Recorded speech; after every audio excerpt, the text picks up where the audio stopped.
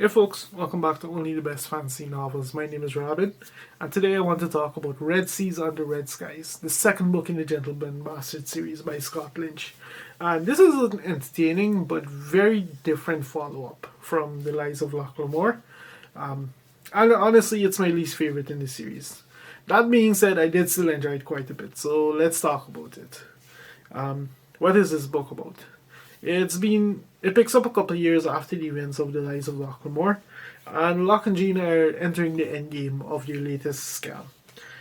2 years of work is about to pay off, and that's when they find themselves embroiled in power struggle for the city that they're in. Not just that, but they also find themselves targeted by a deadly foe. So that's kind of the idea, in a nutshell, what's going on in Red Seas Under Red Skies. And as I've mentioned in my video of The Lies of Lochlamore, this is very much a reread of the series to me. And all through, since I first read this series, I don't even know, 10 years ago at this point, 10, 15 years, whatever, quite a while back.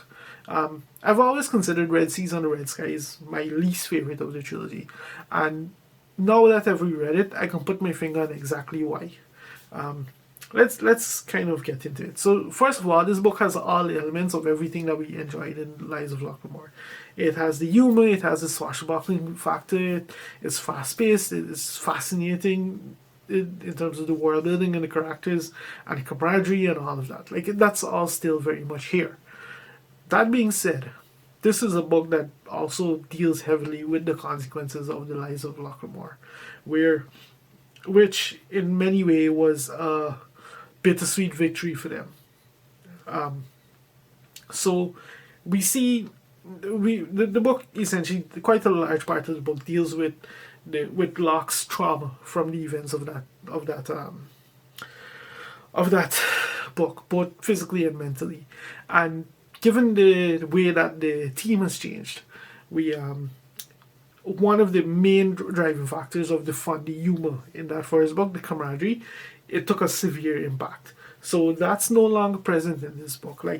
These two, Locke and Jean, spend as much time squabbling as they do operating with that level of camaraderie that we've seen. So they have a very strained relationship in this book, and that severely impacts the camaraderie factor of that just added so much charm to the first book.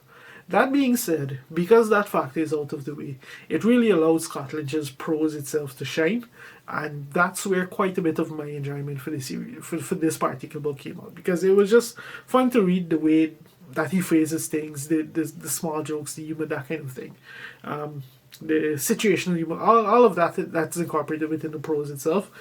That really got its chance to shine, with the dialogue pretty much not quite up to par as the first book, you can see. So that's one good thing about it. That being said, this book it very much deals with the whole like I said, it deals with the fallout of the events in Comor, and we see the way that we get a deeper understanding of what exactly these two mean to each other, because now their relationship is very different. They have to work through some very serious issues, and in addition to that, over the course of this adventure, they find it twisted and pulled in directions that they didn't necessarily bargain for, in good ways and in bad ways. And that's a good way to kind of segue into the characters in this particular book. We deal with an almost entirely new cast of characters, and in the same way that the first book was pretty much homogenous in the type of characters that they showed us, this one is actually varied, because we go through multiple settings. This book has two major settings, and the characters that we see in these settings are pretty varied, they're pretty diverse, and pretty interesting, to say the least. And it does introduce some new complexities, some new dynamics that impact their particular relationship. So there's that. And then, so setting the humor and the writing and the characterization aside, we have the action sequence of events, the plot.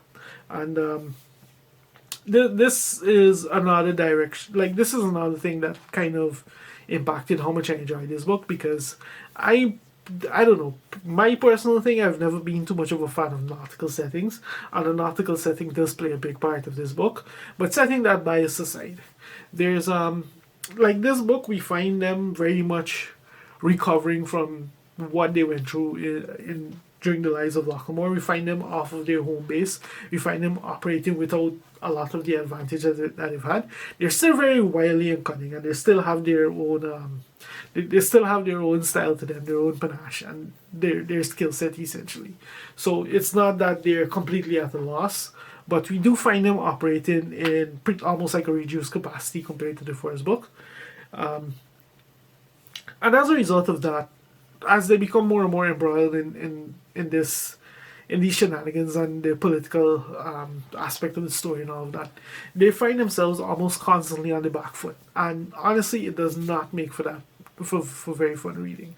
Like, these guys, they just get completely used throughout the majority of this book. Like, this book is, my edition has like 600 and something pages, and I would say for 500 and something of that, they were almost entirely on the back foot.